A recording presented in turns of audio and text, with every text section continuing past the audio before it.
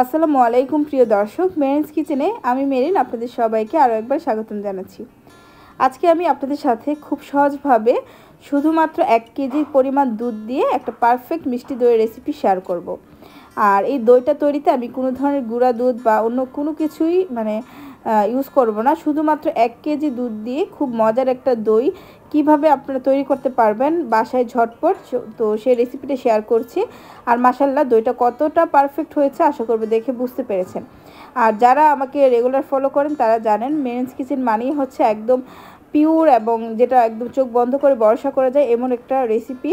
তো আশা করব আজকের ভিডিওটাও আপনারা ভরসা করে দেখবেন এবং রেসিপিটা বাসায় অবশ্যই এই রমজানে ট্রাই করবেন। তো 1 কেজি পরিমাণ দুধের মিষ্টি দই তৈরি করার জন্য এখানে আমি হাফ কাপ পরিমাণ চিনি নিয়েছি। সেখান থেকে অর্ধেকের মতো চিনি আমি একটা যে কোনো ধরনের প্যান বা হাঁড়িতে দিয়ে দিতে হবে। তো আমি একটা এরকম হাঁড়িতে দিয়ে দিয়েছি। দিয়ে চুলার আঁচটা মিডিয়াম টু লো ফ্লেমে করে কিছুক্ষণ অপেক্ষা করছি। এখানে কিন্তু কোনো পানি দেইনি। এটাকে আমি ক্যারামেল করে নিচ্ছি। একটু ক্যারামেল করে নিলে দইয়ের কালারটা খুব সুন্দর আসবে, ভিডিওতে যেমনটা দেখেছেন। তো এই ক্যারামেলটা কিভাবে তৈরি করছি একটু দেখুন। আমি কিন্তু প্রথমে কোনো পানি দেইনি, চিনিটাকে জাস্ট একটু ছড়িয়ে দিয়েছিলাম। যখন এটার মধ্যে গোল্ডেন কালার আসা শুরু হয়ে গিয়েছে তখনই আমি এটাকে নাড়াচাড়া করছি, এর আগে নাড়াচাড়া করার প্রয়োজন নেই। আর যখন এটা গোল্ডেন কালার হওয়া শুরু হবে তখন কিন্তু অনেক দ্রুতই কালার চলে আসবে। যখন এরকম লাইট গোল্ডেন হবে তখনই আমি চলে আসতে একদম লো ফ্লেমে করে দিয়েছি। করে দিয়ে আরেকটু নেড়ে চেড়ে যখন কালারটা এরকম হয়েছে, তো একদম ডিপ করা যাবে না, ডিপ করলে কিন্তু দেখা যাবে যে একটা তিতা ভাব চলে আসবে। তো এরকম লাইট একটা কালার থাকতে থাকতে এখন আমি খুব দ্রুততার সাথে আমার যে দুধটা সেটা আমি দিয়ে দিচ্ছি। তো এখানে আমি 1 কেজি পরিমাণ দুধ আগে থেকে নিয়ে নিয়েছিলাম। আর 1 কেজি পরিমাণ দুধ হচ্ছে মেজারমেন্ট কাপের 4 কাপ হয়। তো এই দুধটা আমি দিয়ে দিচ্ছি। আর এই দুধটা আমার গ্রাম থেকে আনা দুধ ছিল, তবে আপনারা যে কোনো প্যাকেটজাত বা ফার্ম থেকে কিনে আনা দুধ দিয়েও করতে পারবেন, কোনো সমস্যা নেই। তবে ফুল ক্রিম যে দুধটা বা ফুল ফেট, যেটার ফেটটা আলাদাভাবে উঠিয়ে ফেলা হয় নাই, সেই দুধটা দিয়ে দইটা তৈরি করবেন, খেতে ভালো লাগবে। মিল্ক বিটা বা আড়ংয়ের দুধটাও আপনারা ইউজ করতে পারেন। তো এখানে 1 কেজি পরিমাণ দুধ আমি দিয়ে দিয়েছি এবং যে হাফ কাপ পরিমাণ চিনি নিয়েছিলাম সেখান থেকে অবশিষ্ট চিনিটাও এখানে আমি দিয়ে দিলাম। তো এখানে কিন্তু আমি খুব বেশি মিষ্টিটা পছন্দ করি না। এখানে যে মিষ্টিটা আমি দিয়েছি সেটা একটা স্ট্যান্ডার্ড মিষ্টি। কেউ যদি খুব হালকা মিষ্টি পছন্দ করেন এর চেয়ে কমও দিতে পারেন, আর কেউ যদি একটু বেশি মিষ্টি পছন্দ করেন আর একটু বাড়িয়েও দিতে পারেন।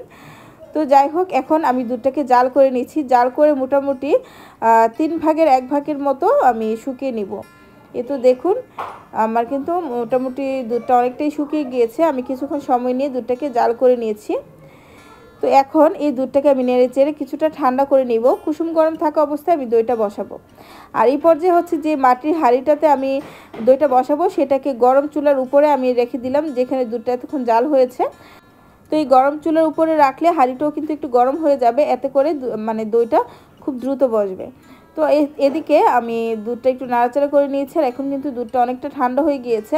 একটা আঙ্গুল ডুবালে আঙ্গুলটা এইটা তাপটা সহ্য করতে পারবে, এরকম কুসুম গরম থাকবে আর কি দুধটা।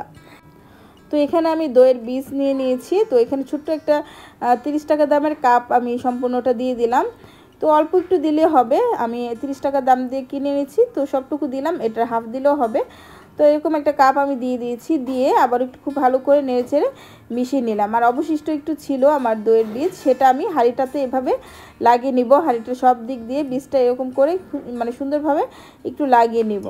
এরপর আমি খুব দ্রুততার সাথে দুধটা কুসুম গরম থাকা অবস্থায় কিন্তু দইটা বসিয়ে দিব, এতে করে হাঁড়িটাও কিন্তু এখন একটু গরম আছে। তো গরম গরম হাঁড়িটার মধ্যে যখন দুধটাও একটু গরম গরম থাকবে, দেখবেন 3 থেকে 4 ঘন্টার মধ্যে একদম সনাতন পদ্ধতিতে দইটা বসে যাবে। তো এটাকে আমি ঢাকনা দিয়ে ঢেকে দিলাম। আর দইটা পারফেক্টলি বসানোর জন্য একটা কোনো ভারী কম্বল, কাঁথা বা যে কোনো ভারী কাপড় নেবেন। তো সেটা উপরে নিচে সব দিক থেকে খুব ভালো করে মুড়িয়ে দিতে হবে, যেন বাইরের বাতাসটা এই দইয়ের হাঁড়িটাকে টাচ না করে, একদম যেন এটা খুব সুন্দরভাবে মুড়িয়ে থাকে, একদম গরম গরম অবস্থায় যেন এটা থাকে। তো এইভাবে করে রাখলে দেখবেন যে 3 থেকে 4 ঘন্টার মধ্যেই আপনার দইটা বসে যাবে। আপনারা যদি দুপুরের দিকে দইটা বসান, সন্ধ্যার মধ্যে দেখবেন বসে যাবে। তো এই তো আমি প্রায় 4-5 ঘন্টা পর আমি অনেক রাত করে দইটা বসিয়েছিলাম। আর অনেক সকাল সকাল আমি চেক করছি, মাত্র সকাল ঘুম থেকে উঠলাম। তো আপনারা চাইলে কিন্তু আমি রাত্রে ভিডিও করেছি সেজন্য এখন সকাল সকাল আমি চেক করছি, তবে আপনারা চাইলে কিন্তু যদি মানে দুপুরে বা 12টার দিকে মানে সেটা পাতেন বিকেলে খেতে পারবেন, বা দুপুরে পাতলে আপনারা রাতের দিকে খেতে পারবেন। তো এটা হচ্ছে মানে আপনারা কখন করতে চান, তবে যেভাবে আমি দেখিয়েছি ইনশাল্লাহ 4 ঘন্টা মধ্যে এটা সুন্দরভাবে বসে যাবে। আর মাশাল্লাহ আমার দইটাও দেখুন কতটা পারফেক্ট হয়েছে। তো দইটাকে আরেকটু টেস্টি এবং মানে ভালো মতো সেট করার জন্য আমি কিছুক্ষণ নর্মাল ফ্রিজে রেখে দিয়েছিলাম। এরপর দেখুন দইটা আরও সুন্দরভাবে সেট হয়ে গিয়েছে। আর দইটা কিন্তু এরকম ঠান্ডা ঠান্ডা খেতেই খুব ভালো লাগে। আর এখন যেহেতু পবিত্র মাহে রমজান এসেছে, মাহে রমজানে আমরা যারা আছি মুসলিমরা তারা কিন্তু কম বেশি সবাই দই ঘরে বসাই বা দই খাই। তো এরকম দই যদি মানে খুব সহজে ঘরে এরকম ঝটপট তৈরি করা যায়, তাও আবার শুধুমাত্র 1 কেজি পরিমাণ দুধ দিয়ে এতটা দই, তাহলে কেন আর কিনে আনবেন বলেন। এরকম দই যদি আপনারা কিনতে যান তাহলে কিন্তু অনেক টাকাই পড়ে যাবে, আর খেতেও কিন্তু এতটা টেস্টি হবে না এটা যতটা টেস্টি এবং এটা যতটা পিওর। তো আপনাদেরকে দেখানোর সুবিধার্থে আমি দইটা কিন্তু কেটে দেখিয়ে দিলাম। মাশাল্লাহ কতটা পারফেক্ট হয়েছে সেটা আপনারা নিজেরাই দেখে বুঝতে পারছেন। তো আশা করব আমার মানে এই দইয়ের রেসিপিটা দেখে আপনার বাসায় দই তৈরি করবেন এবং পরিবার সবাইকে খাওয়াবেন। আর আপনারা চাইলে কিন্তু সেম রেসিপিটা ফলো করে টক দইও মানে পাততে পারেন বা বসাতে পারেন, শুধু জাস্ট আপনারা চিনিটা সেখানে অ্যাড করবেন, তাহলেই হয়ে যাবে টক দই। তো আজকের রেসিপিটা আশা করব যারা আমরা গৃহিণী আছি তাদের খুব কাজে আসবে। তো সবাই খুব ভালো থাকবেন, আমার চ্যানেলের সাথে থাকবেন। আল্লাহ হাফেজ।